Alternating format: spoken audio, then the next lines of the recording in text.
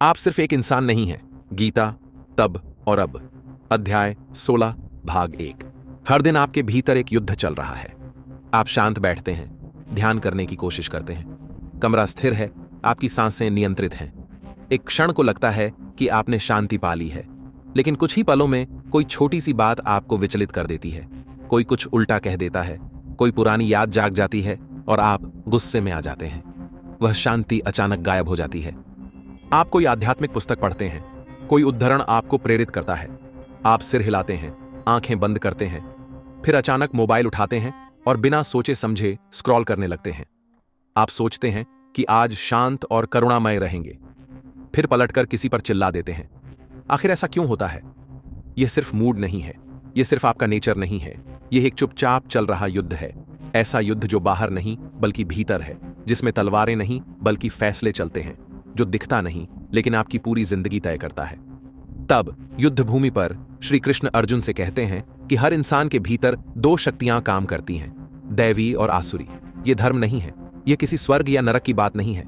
ये वे गुण हैं जिन्हें आप हर दिन या तो बढ़ाते हैं या कमजोर करते हैं। एक आवाज सत्य, करुणा और संयम की है, दूसरी लालच, घमंड और डर की।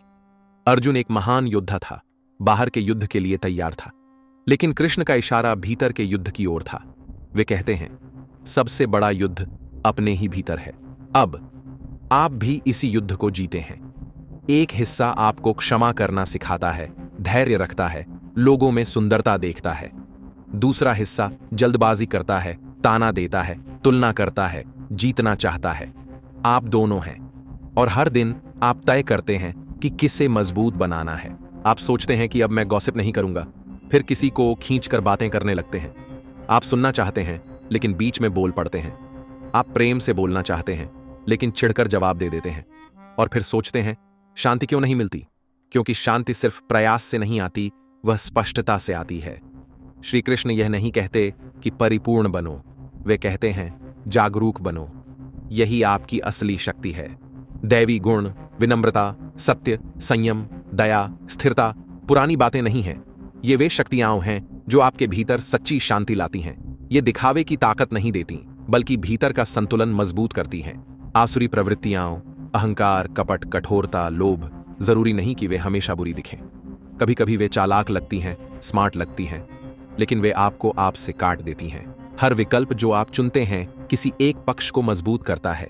यही कारण है कि करुणा आसान लगने लगती है जब आप उसे बार बार चुनते हैं, और क्रोध आदत बन जाता है जब आप उसे दोहराते हैं। अब क्या आपने गौर किया है कि जब आप सबसे अधिक अशांत या उलझे हुए महसूस करते हैं, वह इसलिए नहीं कि आपने गलती की, बल्कि इसलिए कि आपने अपने उच्च स्वभाव से समझौता किया।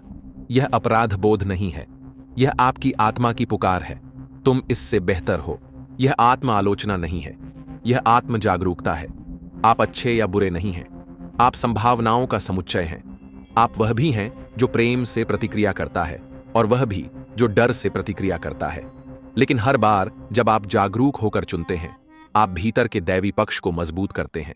कृष्ण कहते हैं कि प्रकाश का मार्ग शांति, स्वतंत्रता और स्थायित्व की ओर ले जाता है। अंधकार का मार्ग भ्रम, बंधन और दुख की ओर। लेकिन यह मार्ग कहीं बाहर नहीं है, ये आपके हर निर्णय, हर शब्द, हर चुप्पी में बनते हैं। आपको अचानक कुछ बड़ा नहीं करना है, बस छोटी जीतें चाहिए। उस क्षण में चुप रहना जब आप चिल्लाना चाहते हैं, जब मुश्किल हो तब भी सुनना, जब कोई देख ना रहा हो तब भी सच्चाई से खड़े रहना। यही असली शक्ति है। आप सिर्फ एक इंसान नहीं हैं, आप कई विकल्पों का मेल हैं, और हर बार जब आप आत्मा से चुनते हैं, आप भीतर से विजयी होते हैं। अगर आज हार गए हों तो चिंता न करें, अर्जुन भी डगमगाया था। बात यह नहीं कि आप कितनी बार गिरते हैं, मुद्दा यह है कि आप कितनी बार जाग कर उठते हैं। तो जब अगली बार वही परिस्थिति आए, एक क्षण ठहरिए, सुनिए और फिर प्रकाश को चुनिए। अगर यह संदेश आपको सार्थक लगा हो तो कृपया लाइक करें, सब्सक्राइब करें और किसी ऐसे व्यक्ति के साथ साझा करें जो भी यह शांत लेकिन गहरा युद्ध हर दिन जीता है। चलिए एक दूसरे को याद दिलाते हैं कि प्रकाश हमेशा मौजूद है, बस हमें उसे चुनना होता है।